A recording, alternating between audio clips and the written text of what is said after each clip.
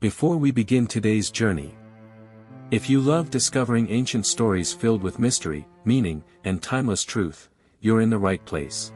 Welcome to Ink in a Blink, where powerful stories are told, one page at a time. If you haven't already, hit subscribe, turn on notifications, and join us for weekly deep dives into the world's most profound texts, from sacred scripture to classic literature. Now, the Kingdom of Navarre had always been a land of fire and shadow.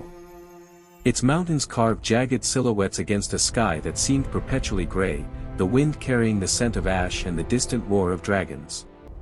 At the heart of it all stood Basgiath War College, an ancient fortress of stone and iron where only the strongest survived. For Violet Sorengail, the castle's towers were not awe-inspiring, they were terrifying. Born frail and delicate, she had spent her life among books and parchment, the quiet life of the scribe quadrant her only refuge. But her mother, General Lilith Sorengail, had other plans. The smallest Sorengail was to become a rider, to face dragons, and to survive, or die trying. Violet's mind raced with questions she dared not voice. Am I strong enough? Can I even survive a day here? If I fail, will my mother ever forgive me? Or will she see this as proof that I'm weak? The first day at Basgiath was a gauntlet before the gauntlet. The courtyard swarmed with cadets, each radiating strength, confidence, and a cold readiness for violence. Their eyes measured her, calculating if she was prey or threat. She felt a sting of humiliation as whispers followed her every step. But a spark of defiance ignited in her chest, she wouldn't allow them to see her break. Not yet. The parapet awaited, a narrow bridge high above the stone courtyard, no rails to prevent a fall, no margin for error. As the wind tore across her face, Violet's stomach churned. Her heart hammered against her ribs. She pictured the abyss below, the drop that had claimed so many before her. Yet, she forced herself forward, telling herself, step by step. One foot in front of the other. You can do this. Each movement became a test of will. Her boots scraped the stone. Fingers clutched the edges. Her mind screamed to retreat, but she pressed on, feeling every bead of sweat, every heartbeat, every tremor in her muscles. And when she finally reached the far side, the relief washed over her in waves. But the victory was fleeting. This was Basgiath, and survival was only the beginning. The rider's quadrant was a living, breathing crucible of power. From dawn to dusk, cadets were tested, pushed to the edge, and reshaped in fire and steel. The gauntlet was only the beginning. Walls and ropes, swinging platforms and precarious ledges, were nothing compared to what awaited inside the training fields. Violet's body ached constantly, muscles screaming with exhaustion. Yet every movement, every calculated step, became a measure of her growth. Her mind was alive with observation, which cadets struggled, which were cunning, which hid fear behind bravado. She learned to anticipate attacks, dodge sabotage, and even use her perceived weakness to her advantage. Allies were scarce, but they mattered. Rhiannon Matthias, quick-witted and steadfast, became her anchor. Don't let them see fear, she whispered during a particularly brutal combat drill, her eyes scanning for instructors who might notice a stumble. Violet nodded, feeling a surge of determination. Fear is a luxury I cannot afford. The cadets' rivalries were as deadly as the dragons themselves. Jack Barlow, towering and ruthless, made it clear from the first day that Violet was his target, an easy mark to demonstrate his superiority. Each clash of their blades or aerial maneuvers sent adrenaline coursing through her veins. Every encounter was a test not only of skill but of her nerve. I cannot fail. I will not give him the satisfaction. Then came the dragons. The threshing was more than a test of bravery, it was a ritual that demanded intuition, empathy, and courage. Hundreds of cadets approached the valley where dragons waited, their scales glinting like molten metal under the sun, their eyes glowing with intelligence and judgment. The air trembled with the beating of wings, and the ground itself seemed to vibrate with power. Violet's thoughts churned with fear and wonder. Do they sense weakness? Can they see hesitation? Do they know I was never meant for this? Her breath caught as Tairn, the legendary black dragon, landed before her, muscles rippling, wings folding with barely contained energy.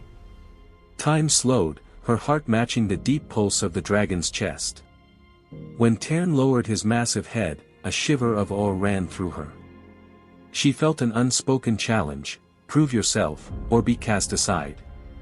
Violet extended her hand, trembling, and felt the weight of centuries-old intelligence probe her.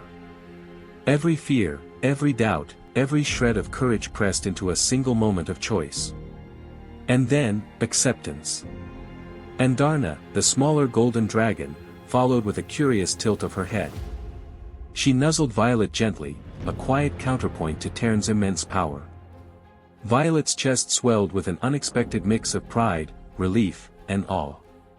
Two dragons, and somehow, I must be worthy of both. The training that followed was relentless. Cadets were drilled in aerial combat, weapon mastery, and the dangerous maneuvers known as tailspins and skyfalls. Every day pushed Violet to limits she never knew existed. Her hands bled from reins, her muscles trembled from exhaustion, and yet her mind sharpened with every exercise.